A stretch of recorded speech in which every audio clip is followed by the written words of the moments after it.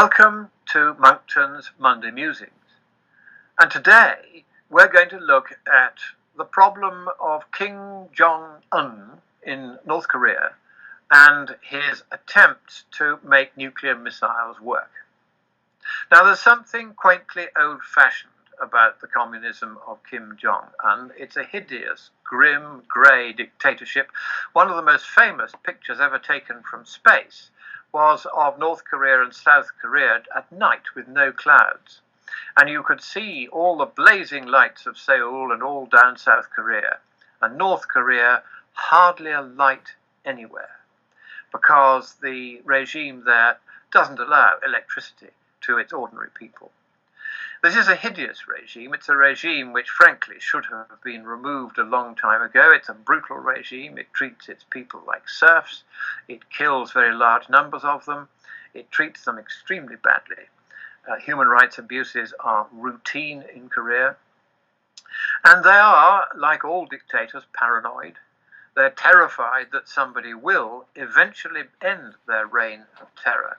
And what has been interesting in recent weeks is the decision of China for the first time, and upon a request from the increasingly competent Trump administration, to withdraw its automatic support for North Korea and to say that North Korea must not develop any nuclear weapons, and if North Korea continues to do so, China will be fully engaged, along with America and the West, in stopping it from doing so. This, of course, raises questions about the difference between dictatorship and democracy. In a democracy, if we're desperate, as we were in the Second World War, we will send a nuclear bomb, and I still am not at all sure that it was the right thing to do to drop that on a center of population where hundreds of thousands of innocent people were living and about 100,000 of them were killed. I don't think that is an appropriate or proportionate thing. And yes, I know the arguments that say that many more hundreds of thousands of lives were saved because it brought the war to such a sudden end. But frankly, we should learn that we must not use civilians as pawns in our wars if we have to get into wars at all. What we do have to do is to remain thoroughly vigilant against the dictatorships, because dictatorships are not accountable to their people, and therefore they will act in a more irrational and arbitrary way than democracies will.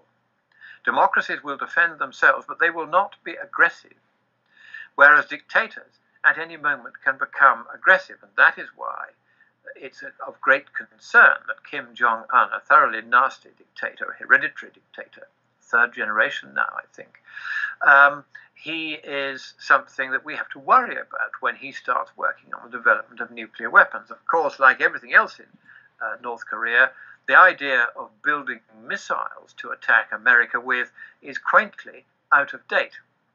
Because if you want to deliver a nuclear weapon to somebody else's territory, what you don't do is fire up a missile from your own country to that country's territory with all the world's satellites watching, so that that country knows exactly where the missile came from and knows who to shoot back at.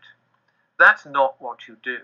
What you do is what the Israelis did in London many years ago, which is you put a nuclear device in your own embassy in various countries. They actually had one in London for a reason we still can't fathom. And this was detected many years ago by Geiger counters at Kensington Fire Station, which happened to be next door. Now, Geiger counters, of course, are not a normal part of the equipment of a fire station.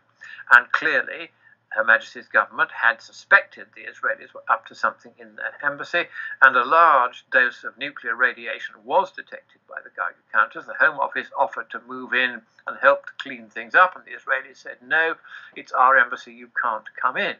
And it may even be that they let that burst of radiation out deliberately, so that our government would know that if they tried anything against Israel for any reason, Israel had means of retaliating which didn't involve sending a missile from Israel. And of course, that greatly complicates the potential response. If you can't be sure who it was that's just blown you up, then who do you shoot back at?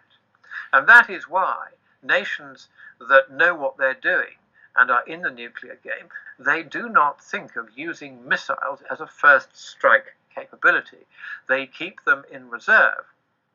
And their first strike capability is usually a small nuclear device in their embassy in the capital city of the various countries where they might one day want to set off a device, and you can simply set it off with nothing more complicated than your mobile phone from wherever you are in the world via satellite. That is how easy, unfortunately, it now is to detonate nuclear weapons. So there is a huge problem with this, and naturally, one of the most urgent tasks for our security forces is to detect which countries have these nuclear devices at their embassies or other properties in London and around London. And every country now has to spend a considerable effort keeping an eye for these nuclear weapons. So what are we going to do about the dictatorships of the world? And about the ideologues who say that only one point of view, their own, is the acceptable point of view. This will become quite a theme of these Monday musings, because one of the big battles, in fact, the big divide in politics, is between what the early philosophers of government in imperial China, a couple of thousand years ago, described as, on the one hand, those whom they called the legalists. We would say totalitarians, fascists, or communists, or socialists, people who think that only one point of view is permissible, and any other point of view, you should be shot or removed or silenced in some way or another. Those are the legalists, as the Chinese call them. And then there were the enlightened, libertarian, easy haul, do as you please brigade. And they called those the Confucians, after Kung Fuji, or Confucius as we call him, who was perhaps the first really famous Chinese philosopher. And he had a very libertarian view of government. He didn't like the over-centralization of the early Chinese empire, and talking in code, because of course if he said anything too explicit, the emperor wouldn't like it, he was able to convey in his Analects, a beautifully short work collected by his followers, various musings on the reasons why libertarian government is better than dictatorial government. And the one way to guarantee libertarian government is to make sure that it is an elected government, because no elected government in the world has ever gone to war against another elected government. That doesn't happen. Wars happen either between dictatorships or between dictatorships and democracies wishing to defend themselves against dictatorship. And one of the things I think we're going to have to try to do is to make dictatorship unacceptable as a form of government. You look at Kim Jong-un, you look at the unspeakable Mr. Assad in Syria, who first of all uses chemical weapons on his own population, and then when he's caught out, he lies about it. And these people should no longer be allowed to be in charge of their countries. Now the question is, what steps can we take to have them removed?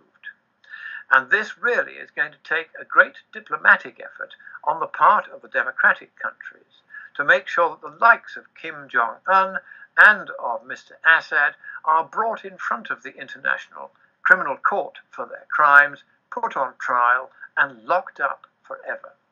If we had democracy everywhere, the world would be a safer place.